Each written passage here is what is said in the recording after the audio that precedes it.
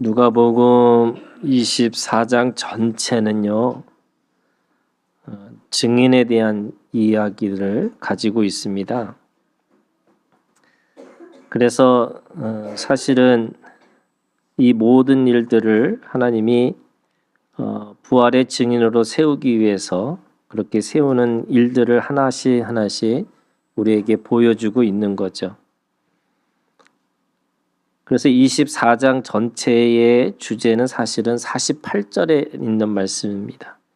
너희는 이 모든 일의 증인이라 이렇게 얘기하는 거죠. 증인이라고 하는 것은 보고 듣고 또 경험한 사람이라고 얘기하는 거죠.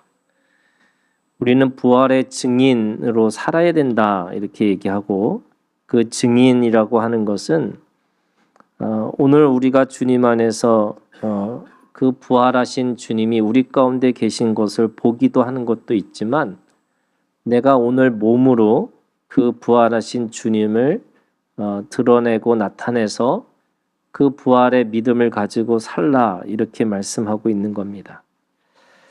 주님은 오늘 이 36절에서 43절에도 오늘 말씀해 보니까 그들 가운데 서서 이르시되 너에게 평강이 있을지어다 하고 주님이 제자들에게 나타나셔서 그렇게 보여주신 거죠. 그런데 오늘 이 보여주시는 이 사건이 두 가지의 책망으로 되어져 있습니다. 그 말씀이 38절에 있는 말씀이죠.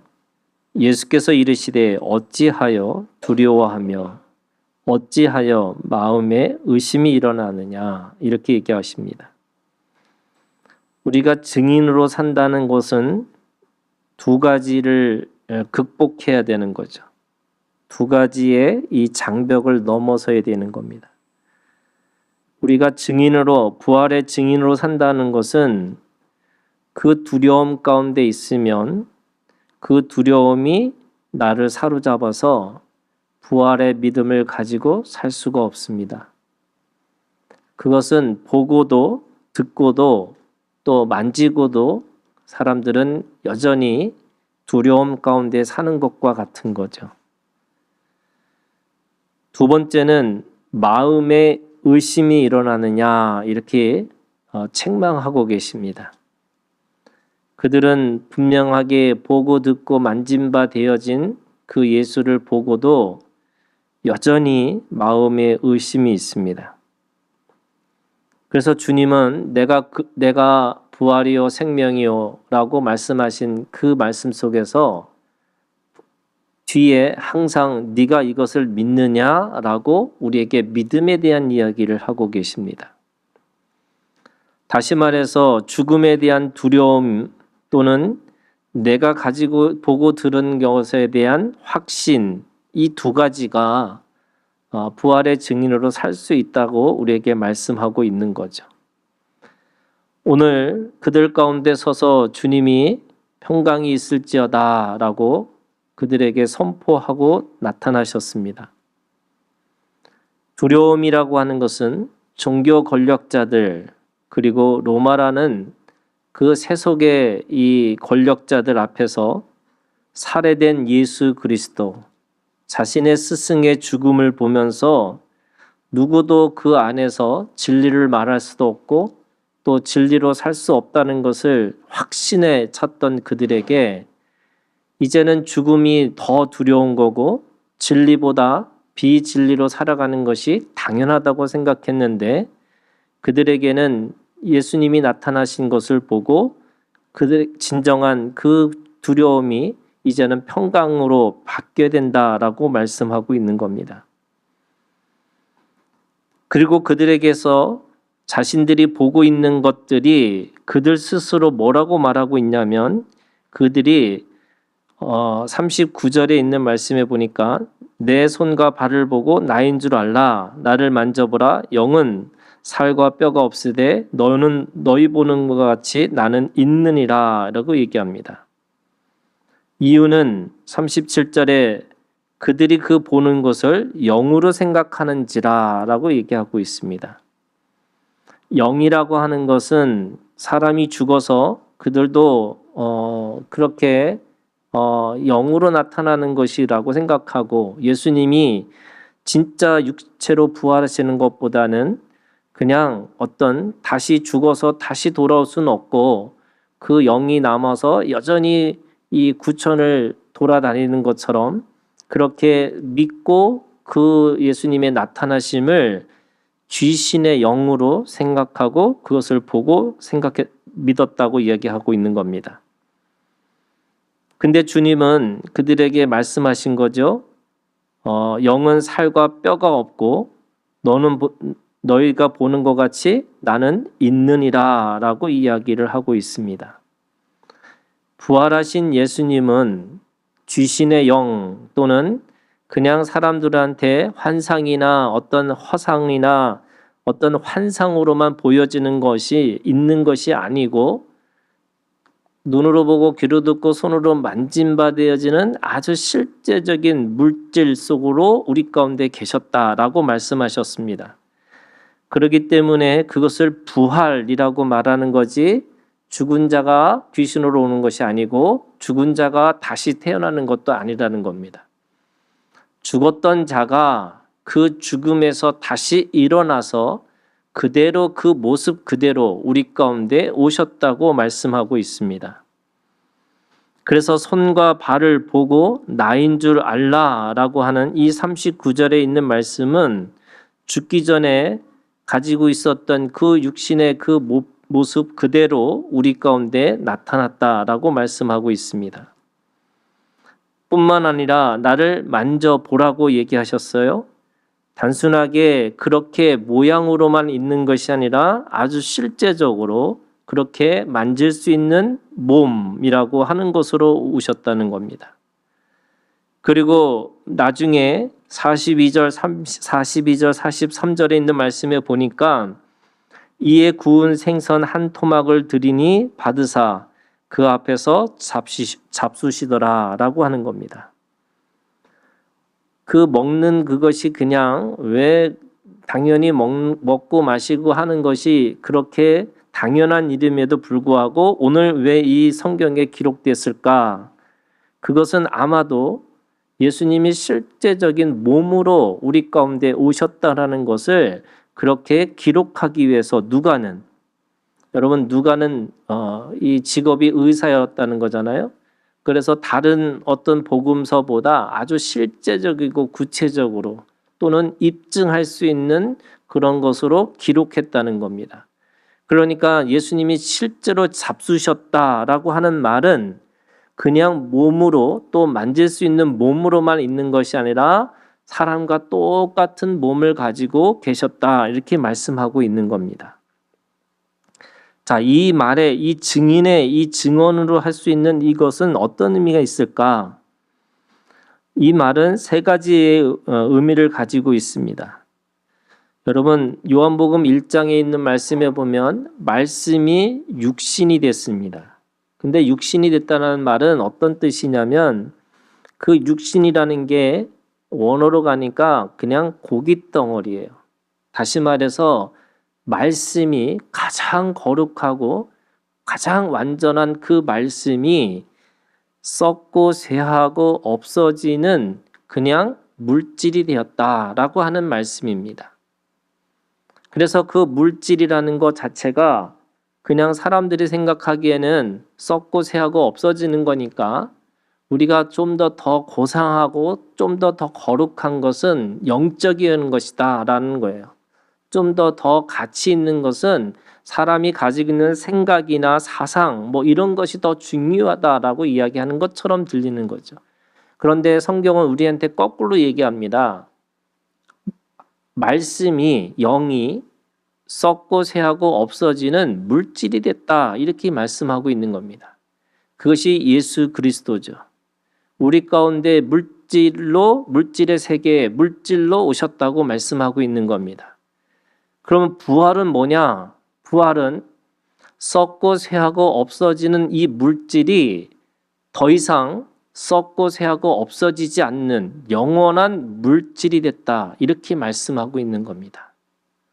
자, 이게 어떤 의미냐면 하나님은 이 세상을 만드셔서 이 세상이 언젠가는 지나가고 우리가 가지고 있는 인생도 지나가고 다 지나가는 것으로 해서 우리가 가야 할 곳은 하나님의 나라, 어떤 그 보이지 않는 영적인 세계에 그 세계라고 생각하고 살라고 말씀하시는 게 아니고, 오늘 우리가 이곳에 와서 실제적이고 구체적인 우리의 삶의 자리에서 썩고 새하고 없어지는 이 물질 세계를 영원히 썩지 않는 물질 세계로 바꾸라고 말씀하고 있는 겁니다. 이해가 되시나요? 우리 히브리서 11장을 한번 볼까요? 자, 히브리서 11장 1절에 이렇게 얘기하고 있어요. 믿음은 바라는 것들의 실상이요 보이지 않는 것들의 증거니. 자, 믿음이라는 건 바라는 것들의 실상, 보이지 않는 것의 증거라고 그랬어요. 자, 이게 어떤 거냐? 3절에 있는 말씀이에요. 믿음으로 모든 세계가 하나님의 말씀으로 지어준 줄을 우리가 아나니 보이는 것은 나타난 것으로 말미암아 된 것이 아니니라. 이렇게 돼 있습니다. 무슨 말이냐면 이 세상의 모든 것의 물질들은 뭘로부터 시작한 거냐면 보이지 않는 말씀으로부터 시작됐다는 거예요. 그러면 여러분 이 물질 세계가 우리가 사실은 썩고 새하고 없어지는 또는 그것이 보이지 않는 세계의 어떤 그림자와 같은 것이라고 생각한 건데, 실제로 이 히브리서 11장에서 쭉 가서 나중에 끝으로 가서 뭐라고 말씀하고 있냐면 이렇게 되어 있습니다. 39절 40절을 한번 읽어볼까요? 히브리서 11장 39절에서 40절. 이 사람들은 다 믿음으로 말미암아 증거를 받았으나 약속된 것을 받지 못하였으니, 이 사람들은 누구냐면 구약의 생각으로만 믿었던 사람들이에요. 어떻게 생각으로요? 오실 메시아가 우리를 구원하실 것이다 라고 생각으로 믿었던 사람들인데, 예수님이 우리 가운데 오셨어요. 그래서 그들의 믿음이 맞다, 이거를 증명해 주셨다는 거예요. 그러면서 40절에 뭐라고 그랬냐면, 이는 하나님이 우리를 위하여 더 좋은 것을 예비하였은즉 우리가 아니면 그들로 온전함을 이루지 못하게 하려 함이라. 그들의 가지고 있는 어떤 생각이에요. 이게 믿음이에요, 여러분. 생각인데 그 생각이 온전하게 된다는 게 어떤 뜻이냐면, 예수님이 우리 가운데 오셔서 예수님이 그 안에서 부활하셨다는 것으로 인해서 그들이 믿음이 진짜인 거가 확신이 된다는 거예요. 그러니까 우리가 가지고 있는 이게 다 썩고 새하고 다 없어지는 거지만, 여러분 우리가 그 믿음을 가지고 이 안에서 살아내면 오늘 우리가 가지고 있는 이 세계가 하나님 안에서 영원한 세계의 물질로 변화된다는 거예요. 그래서 오늘 우리가 사는 게 얼마나 중요한 거냐면, 그냥 단순하게 죽어서 천국 가는 이런 차원이 아니고요. 여러분 우리는 오늘 이 거룩하지 않는 곳에 와서 거룩한 것으로 바꾸는 사명이 우리 가운데 있다고 말씀하고 있는 겁니다.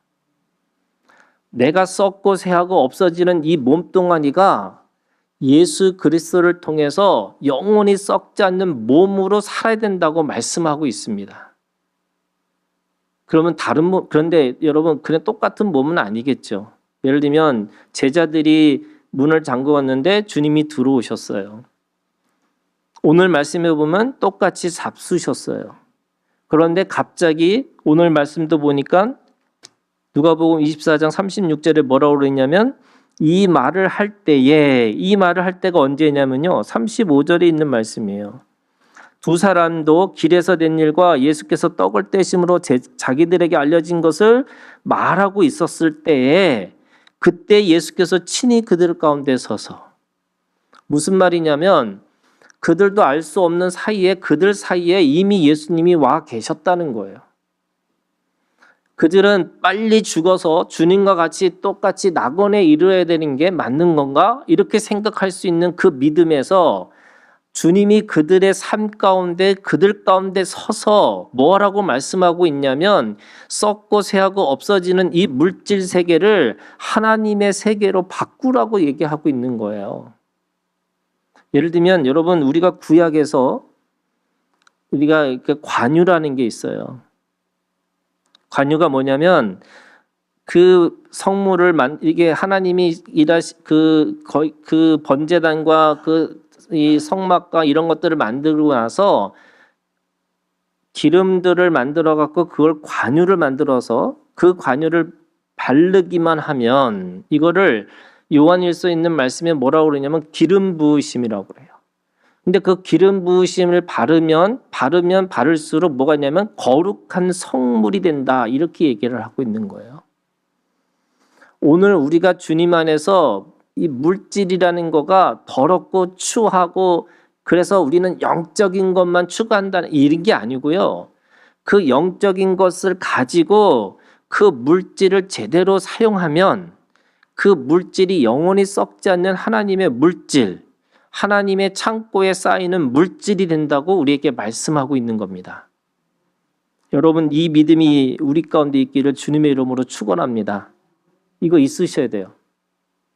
그래야지 안 그러면 빨리 가서 빨리 우리가 죽는 게 낫지. 이 악하고 더럽고 또 맨날 아프고 내가 맨날 절망 가운데 있는 이 속에서 살아가는 것이 이것보다 빨리 죽는 게 낫지 않을까? 이렇게 생각하는 게 아니라는 거예요. 부활의 믿음은 우리들 가운데 육체로 오신 예수 그리스도, 우리 가운데 서서 계신 그 예수 그리스도를 온전히 경험하고 살아야 된다는 것을 말씀하고 있는 거예요. 그래서 구질구질한 곳에 거룩한 곳이 있는 거예요. 하나님 앞에 우리가 가지고 있는 믿음이라는 거는 우리가 가는 순간에 그곳이 음부에서 천국으로 변화시키는 것이 우리의 사명이라고 말씀하고 있는 거예요. 그래서 오늘 우리가 가지고 있는 믿음 중에 하나가 피스메이커예요. 우리가 가서 우리가 있는 그곳이 여러분 하나님이 우리에게 평화를 만들라고 말씀하고 있는 거예요. 그래서 오늘 이 부활하신 예수님이 그 제자들에게 첫 번째 말씀하신 게 뭐냐면 평강이 있을지어다. 이게 샬롬이죠. 하나님의 영광, 하나님의 임재, 그 하나님의 영광과 임재가 있는 진정한 평화를 만들어가는 삶이라는 것이 오늘 우리에게 주어진 삶이라는 겁니다. 자, 그러면 이 말씀이 어떤 의미가 있을까? 두 번째는요. 그래서 말씀이 육신이 됐고 그 육신은 말씀으로만 썩고 새하고 없어지지 않는 영원한 물질이 된다는 거예요. 그래서 말씀이 오늘 우리 가운데 이 모든 것들을 하나님의 썩지 않는 물질로 만들 수 있는 능력이 된다는 거예요. 여러분, 그래서 이런 거예요, 여러분. 오늘 우리가 하나님 앞에서 돈이라는 게 그냥 먹고 사는 어떤 도구가 아니라 이게 하나님의 이름으로 또는 그 말씀으로 쓰임 받을 때 거룩한 성물이 돼서 썩지 않는 하나님의 물질이 된다고 말씀하고 있는 거예요. 가치 있게 쓰는 거, 의미 있게 쓰는 거, 그 이상의 의미가 있다는 거예요, 여러분. 우리가 내가 가지고 있는 거를 가지고 의미 있게 써야 되는 거 아닌가? 이거는 세상의 사람들이고 오늘 우리가 가지고 있는 믿음은요. 그걸 통해서 영원히 썩지 않는 하나님의 물질로 변화시키는 거예요.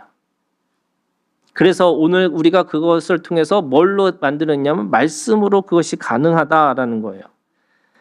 세 번째는 이 말씀 속에서 우리에게 말씀하고 있는 것은 평강이 어떤 사람에게는 두려움으로 주님조차도 죄와 사망의 법을 떠날 수 없는 것이라고 그렇게 믿고 있는 사람들이 있는 반면에 어떤 사람에게는 평강이 우리 가운데 있어서 성령과 생명의 법이 오늘 우리 가운데 거하신다는 것을 믿고 사는 사람들이 있다는 거예요. 그러니까 둘 중에 하나를 선택하고 사는 거예요. 죄와 사망의 법을 따라갈 것이냐 아니면 성령과 생명의 법을 따라갈 것이냐. 그래서 오늘 우리가 주님 안에서 부활을 산다는 건 뭐냐? 믿음의 선택이에요. 그래서 믿느냐라는 말은 선택의 문제라는 거예요. 네가 어떤 법을 따라갈 것이냐. 네가 죄와 사망의 법을 따라갈 것인지 아니면 성령과 생명의 법을 따라갈 것인지. 왜요? 그것이 오늘 우리가 가지고 있는 물질, 이 말씀을 물질을 거룩한 물질로 바꾸는 그 과정을 오늘 우리가 그 속에서 살아내려면 믿음이라는 것이 필요한데 그 믿음이 평강의 믿음이라는 거예요. 샬롬의 믿음이에요. 그래서 내가 오늘 이곳 속에서 하나님의 참된 평화를 이루고 살겠다라고 하는 그 믿음을 가지고 있어야지만 영원히 썩지 않는 하나님의 물질로 변화시킨다는 것을 말씀하고 있어요. 예수님의 몸은요, 똑같이 육신의 몸이었지만 그냥 몸은 아니었죠. 그거를 spiritual body라고 그래요. 영적인 몸이에요. 오늘 우리가 이 모든 것들이 다 모든 물질들이 있지만 그거를 하나님이 영적인 물질로 변화시키라고 말씀하고 있는 거예요. 자, 오늘 이 말씀 안에서 오늘 우리가 읽은 이 구약에 있는 말씀이 있습니다. 여러분 구약에 우리 출애굽기 25장 1절부터 9절까지 읽었는데 사실은 제일 중요한 말씀은 9절이에요. 8절과 9절이에요. 자, 8절. 내가 그들 중에 거할 성소를 그들이 나를 위하여 짓되 무릇 내가 네게 보이는 모양대로 장막을 짓고 기구들도 그 모양을 따라 지을지니라. 뭐라고 말씀하고 있냐면 내가 그들 중에 거할 청소. 하나님이 어떻게 거할 것이냐면 성소로 거하시겠다는 거예요. 보이지 않는 하나님인데 어떻게 보이는 하나님으로 살 것이냐? 그들에게는 뭔가가 있어야 되는데 그게 뭐냐면 성소가 된 거예요. 그런데 그 성소를 어떻게 하냐면 내가 내게 보이는 모양대로 장막을 짓고 기구들도 그 모양을 따라 지을지니라. 다시 말해서 성소 하나님이 어떻게 거하실 것인지를 그 성소의 모양과 기구들을 통해서 드러내신다는 거예요. 자, 이게 어떤 의미냐면 거꾸로 해 이제는 우리가 영적인 거를 가지고 물질을 계속 영원한 물질로 바꾸는 과정이었다면 구약은 물질을 보여주시면서 이것이 어떤 영적인 의미가 있는지를 우리에게 가르치고 있다는 거예요. 그게 뭐예요? 그게 성막이에요. 자, 성막에 5가지가 있어요. 근데 여러분 이게 그냥 제가 빨리 이게 할 테니까 빨리 쫓아오시면 돼요.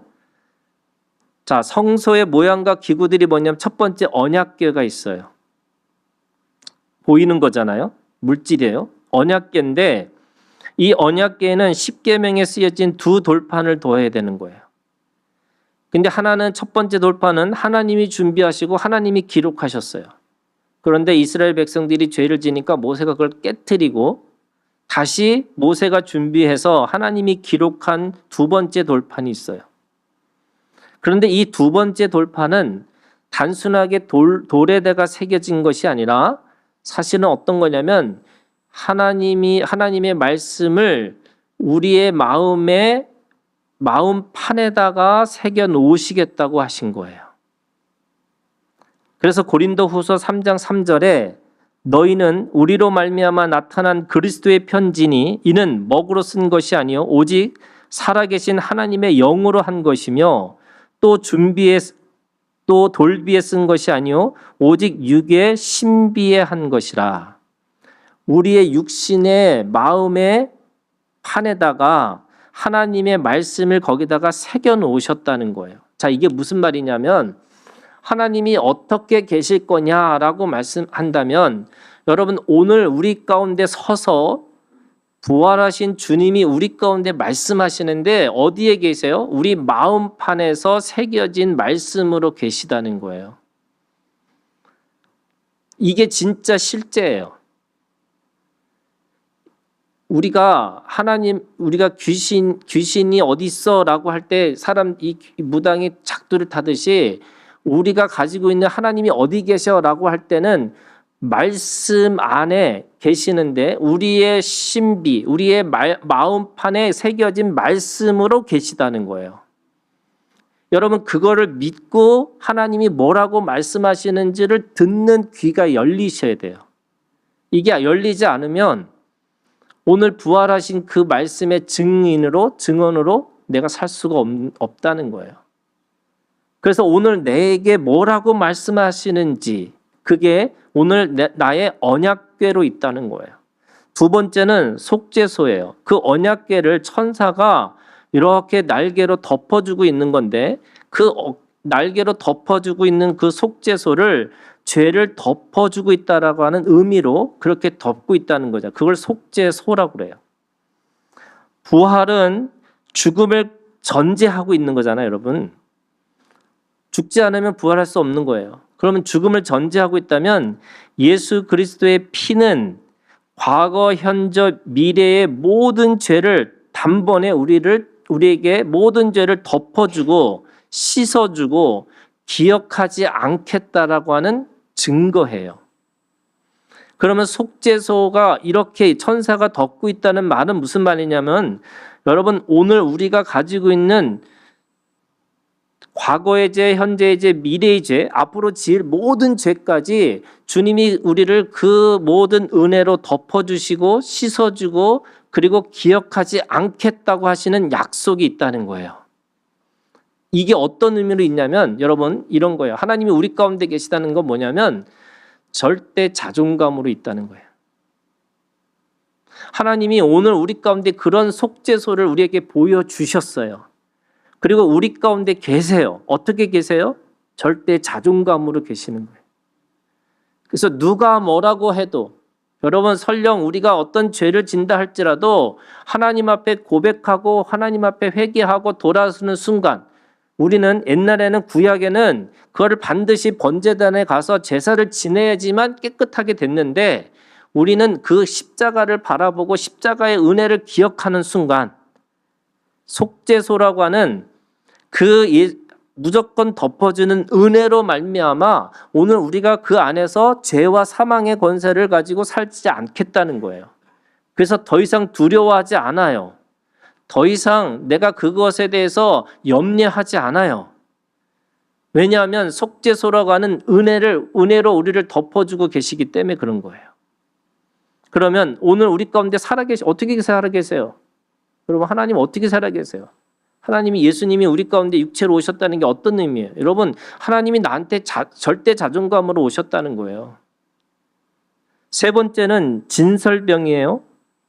하나님이 우리에게 떡상 그 제사를 지낼 때 떡상을 두셨는데 6줄 12줄을 통해서 이 12족속들에게 하나님이 먹이시고 입히시고 그래서 그 생명을 끝까지 보존하시겠다라고 말씀하고 있어요. 예수님이 우리의 생명의 떡이라고 말씀하셨어요. 떡의 존재감이 뭐냐면 여러분 먹히는 거예요. 주님은 우리를 위해서 끝까지 먹히실 거예요. 그래서 먹히시면서 어떻게 하시냐면 우리를 계속 자라나게 하실 겁니다. 그러면 이것이 뭐냐면 이 진설병을 가지고 있는 사람들에게는 어떤 의미가 있냐면 하나님 앞에 절대 감사가 있는 거예요. 그리 아니하실지라도 어떤 상황이 온다 할지라도 어떤 순간에 있다 할지라도 우리를 먹이시고 입히시고 우리를 끌고 가시는 주님이 나에게 끊임없이 먹혀주시는 그 주님이 계시기 때문에 내가 그 안에서 하나님 앞에 감사와 찬양이 있을 수밖에 없어요. 그래서 망하고 또 망해도 아무리 절망 가운데 있다 할지라도 우리는 구원의 기쁨이 있어요. 그래서 오늘 우리가 주님 안에서 이 절대 감사라는 게 있는 거예요. 주님이 어떻게 계세요? 절대 감사로 계시는 거예요. 네 번째는 등잔대예요. 세상의 빛이 되시는 예수님이시고 영광의 삶을 살도록 조명해 주세요. 그래서 그 빛 가운데 그 조명 가운데 들어가서 우리가 어떻게 해야지 무엇을 해야 되는지를 그 빛 가운데서 인도하시고 우리를 지켜주시는데 이게 어떤 의미냐면 오늘 우리의 삶이 철저하게 피동의 삶으로 살아가는 거예요. 비춰진 대로 살아가는 거예요. 그래서 내가 뭔가를 하겠다가 아니고 하나님이 하셔야 된다가 아니고 하나님이 보여주시면 우리는 그대로 그것을 따라가는 인생이니까 여러분 그 인생이 내가 무엇을 하고 내가 어떻게 하고 뭐가 아니라 주님이 우리의 길이시고 진리시고 생명이기 때문에 주님이 걸어가시면 걸어가는 거고 우리가 주님이 쓰시면 우리도 쓰는 거기 때문에 우리 인생이 가지고 있는 그 삶이 피동의 삶이라는 걸 깨닫고 살아가는 거예요. 그래서 오늘 죽어도 되지만 내일이 어떤 일이 벌어져도 주님의 말씀대로 살면 되는 거예요. 이게 부활의 삶이야. 우리 가운데 하나님이 계시다는 거예요. 마지막으로 번제단인데 여러분 이 번제단은 속죄 제물을 태우는 곳이에요. 짐승의 목을 따서 피를 흘리고 가죽을 벗기고 그 고기는 각을 뜹니다. 그리고 그 번제단에다가 고기를 올려놓고 태워요. 자, 이게 뭐냐면 우리에게 십자가예요. 아까 우리가 죄를 지을 때마다 옛날에 구약에 있는 사람들은 번제단에 가서 제사를 드려야 되지만 오늘 우리는 십자가를 기억하고 살아가는 거예요. 그래서 은혜를 어떻게 기억하냐? 십자가를 통해서 기억하는 거예요. 오늘 우리가 어떤 힘이 힘들고 어려울 때마다 내가 그 십자가의 은혜를 기억하면 기억할수록 하나님이 오늘 우리에게 새로운 힘을 주시고 그 새 힘을 줄 때마다 내가 오늘 또 다른 일들을 하나님 앞에 다시 앞으로 발을 딛고 나아갈 수 있는 힘이 생기는 거죠. 그래서 십자가라는 게 뭐냐? 그 십자가는 나한테 무한한 용서예요.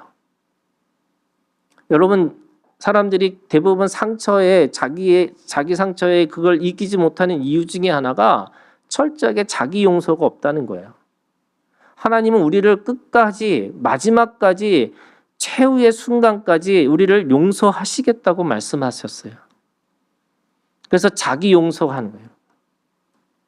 내가 용서하겠다, 내가 뭐 하겠다가 아니라 하나님이 우리를 용서하시겠다는 거예요. 그래서 십자가에서 피를 흘리신 거예요. 그것도 한 번에 단번에 모든 것으로부터 이미 우리를 구원하시겠다고 말씀하신 거예요.